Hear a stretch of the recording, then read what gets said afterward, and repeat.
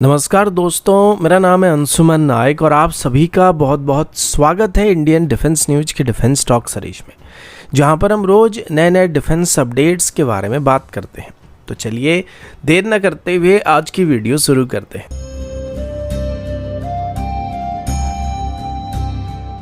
आज की पहली अपडेट भारत की कॉम्बैट एयर टीमिंग सिस्टम यानी कि कैट्स प्रोग्राम की तरफ से है,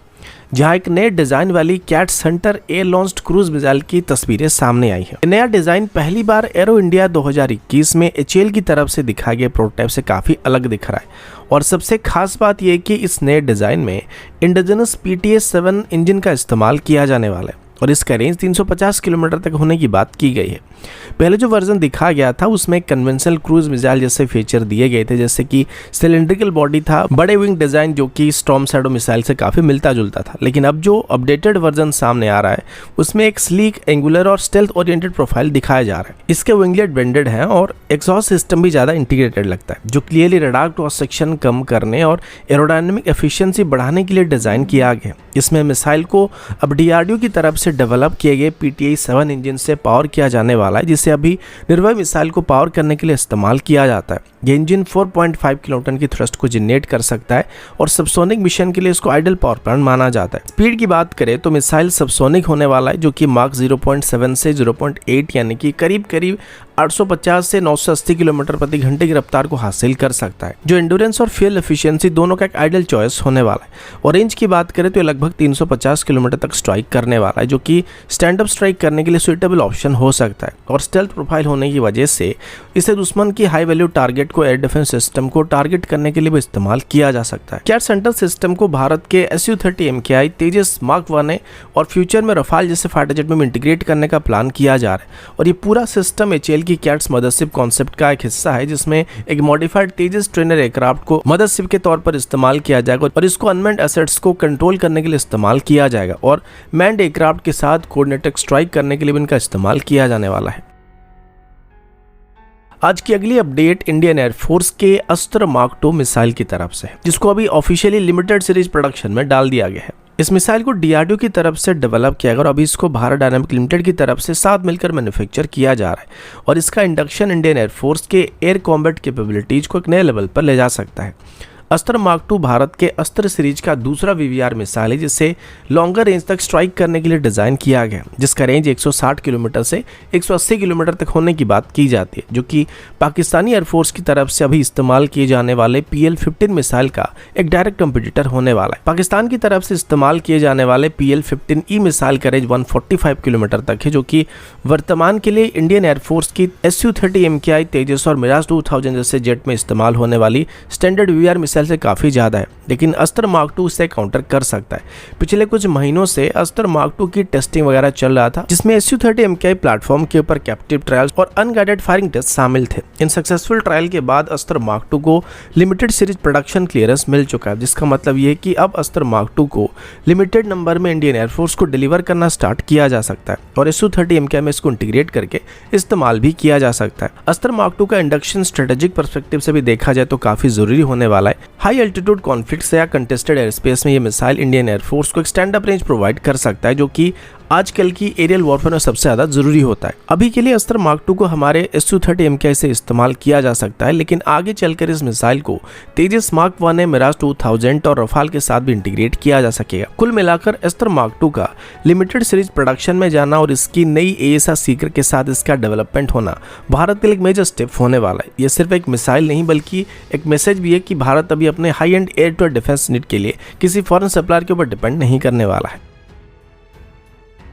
अगला अपडेट ब्रह्मोस मिसाइल को लेकर, और अभी हम ब्रह्मोस मिसाइल की NG वेरिएंट यानी कि नेक्स्ट जनरेशन वेरिएंट के बारे में बात करने वाले हैं। आप सभी को पता होगा कि भारत की तरफ से ब्रह्मोस NG को अपनी रफाल में इंटीग्रेट करने का फैसला किया गया, जो कि भारत के डिफेंस सेल्फ रिलायंस एफर्ट के लिए एक मेजर ब्रेक थ्रू बनकर सामने आ सकता है, क्योंकि पहले डसॉल्ट की तरफ से ब्रह्मोस NG को रफाल में इंटीग्रेट करने से इनकार किया गया था। लेकिन अभी डसॉल्ट एविएशन की तरफ से officially Indian develop weapon system जैसे कि खास करके ब्रह्मोस NG को अभी रफाल के इंडियन एयरफोर्स और इंडियन नेवी के वेरिएंट के साथ इंटीग्रेट करने के लिए सहमति जताया गया है और ये डिसीजन भारत के लिए स्ट्रेटेजिक और टेक्नोलॉजिकल दोनों ही लेवल पर बड़ा स्टेप होने वाला है। BrahMos NG original BrahMos A के मुकाबले लगभग 50% हल्का है और लगभग 3 मीटर छोटा है। हालांकि इसका रेंज बस 290 किलोमीटर या 300 किलोमीटर के आसपास होने वाला है, लेकिन इसका स्पीड मार्क 3.5 तक होने की बात की जाती है। अभी इंडियन एयरफोर्स की तरफ से पहले से ही ब्रह्मोस एनजी के लिए 8,000 करोड़ का एक ऑर्डर को प्लेस किया जा चुका है, जिसमें 400 से ज़्यादा ब्रह्मोस एनजी को खरीदा जाने वाला है और आने वाले 5 सालों में इनको इंडियन एयरफोर्स को डिलीवर किया जाने वाला है। सबसे पहले ब्रह्मोस एनजी को हमारे Su-30 MKI में इंटीग्रेट करके टेस्ट किया जाने वाला है, जो कि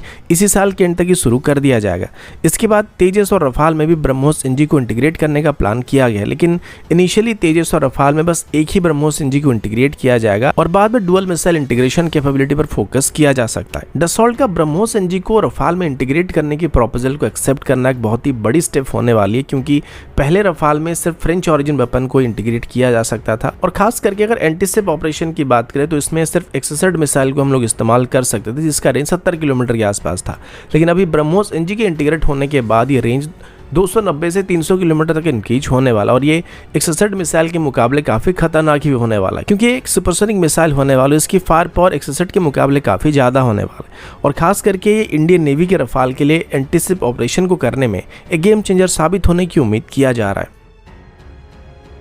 आज की अगली अपडेट काफ़ी सेंसिटिव और स्ट्रेटेजिक एरिया से है, जहां भारत ने इंडो पाक बॉर्डर के पास अपने इलेक्ट्रॉनिक वॉरफेयर कैपेबिलिटीज का एग्रेसिव डिप्लॉयमेंट कर रखा है।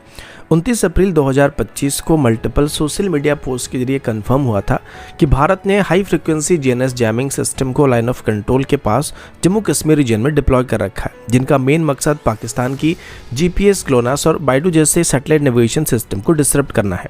ये मूव उस समय पर लिया जा रहा है जब भारत और पाकिस्तान के बीच तनाव काफ़ी बढ़ने लगे हैं। खास करके पहलगाम में हुई अटैक के बाद भारत की तरफ से 2021 में किए गए LOC सीज फायर एग्रीमेंट को ऑफिशियली स्क्रैप कर दिया गया और उसके बाद इन इलेक्ट्रॉनिक वॉरफेयर टूल्स को LOC के करीब डिप्लॉय किया जा रहा है। जीएनएस जैमिंग की वजह से पाकिस्तान की वो सभी इक्विपमेंट सही तरीके से काम नहीं करेंगे जो कि नेविगेशन के लिए किसी न किसी तरह की जीएनएस प्लेटफॉर्म का इस्तेमाल करते हैं। इसका असर पाकिस्तान की ड्रोन से लेकर बाबर जैसे क्रूज मिसाइल के ऊपर भी पड़ने वाला है, जो कि इस रीजन में अपने टारगेट को सही तरीके से आइडेंटिफाई नहीं कर पाएंगे। भारत के इलेक्ट्रॉनिक वॉरफेयर आर्सेनल में 50 से भी ज़्यादा एडवांस सिस्टम मौजूद है जो जीएनएस जैमिंग और रडार डिसेप्शन दोनों में काफ़ी एडवांस माने जाते हैं। लेकिन पाकिस्तान भी कम्प्लीटली यहाँ पर ब्लैंक नहीं है और उन्होंने भी चाइनीज ऑरिजिन DWL-002 और ज़ार्ब कोस्टल इलेक्ट्रॉनिक वॉरफेयर सिस्टम को डिप्लॉय कर रखा है और कई जगह पर पाकिस्तान की तरफ से लो कॉस्ट कमर्शियल जैमर को भी डिप्लॉय किया गया, जो कि मेनली इंडियन ड्रोन्स के लिए सर्वेलेंस मिशन में प्रॉब्लम को क्रिएट कर सकते हैं। इस इलेक्ट्रॉनिक वॉरफेयर बैटल का असर अभी सिविलियन के ऊपर भी पड़ने वाला है, क्योंकि जीएनएस डिसेप्शन का इफेक्ट सिर्फ मिलिट्री तक ही लिमिटेड नहीं होगा, बल्कि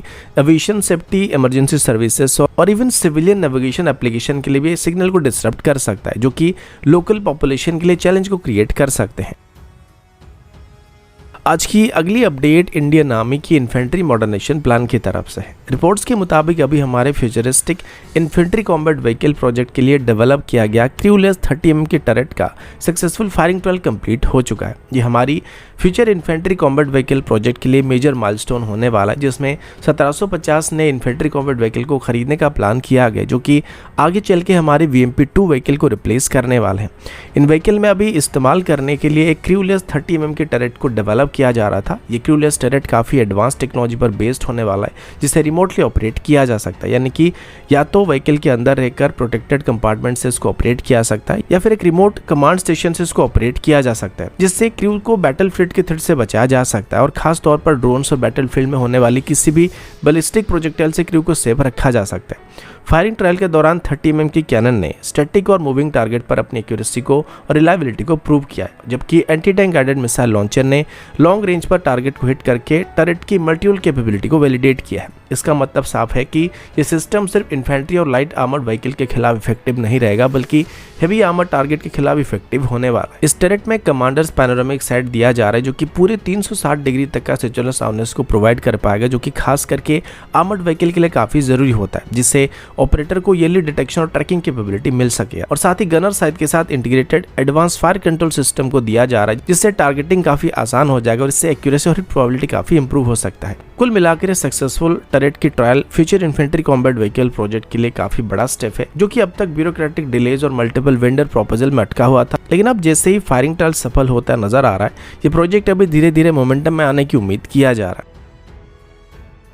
अगला अपडेट इंडियन एयरफोर्स के रफाल को लेकर। अभी हम ऐसे कुछ क्लेम्स के बारे में बात करने वाले हैं जो कि रिसेंटली पाकिस्तानी हैंडल्स की तरफ से उठाए जा रहे थे। सोशल मीडिया डिजिटल वर्ल्ड में काफी ताकतवर बन चुका है और इसमें नैरेटिव फैलाना काफी आसान हो चुका है। अभी कुछ दिनों से पाकिस्तान के ISABAC हैंडल्स की तरफ से भारत के खिलाफ कई प्रकार की फेक प्रोपेगेंडा फैलाया जा रहा है, जिसमें भारतीय लोगों की मोरल को डाउन करने की कोशिश किया जाता है और यकीन मानिए सारे के सारे पोस्ट फेक होते हैं। अभी हम ऐसे ही कुछ नैरेटिव्स के बारे में बात करने वाले हैं जो कि 1-2 दिन पहले पाकिस्तान की तरफ से फैलाना स्टार्ट किया गया है। एक दिन पहले ही पाकिस्तानी हैंडल की तरफ से फैलाना स्टार्ट किया गया था कि इंडियन एयरफोर्स के रफाल जेट आइसोलेटेड है और इनकी इंटरप्रोबेबिलिटी में काफ़ी कमी है, यानी कि सिस्टम यूरोपियन ऑरिजिन सिस्टम है और भारत के पास वर्तमान जो एयरक्राफ्ट की फ्लीट मौजूद है उनसे इसकी टेक्नोलॉजी काफ़ी बेहतर है, जिस वजह से ये इंडियन एयरफोर्स की बाकी एयरक्राफ्ट के साथ कम्युनिकेट नहीं कर सकते, जिस वजह से रियल कॉम्बैट में ये अलग थलग पड़ने वाले, जो कि एक बहुत ही बड़ी डिसएडवांटेज वाला सिचुएशन हो सकता है। लेकिन सच्चाई ये कि ये जेट पूरे तरीके से इंडियन एयरफोर्स की नेटवर्क सेंट्रिक वॉरफेयर सिस्टम के साथ इंटीग्रेटेड है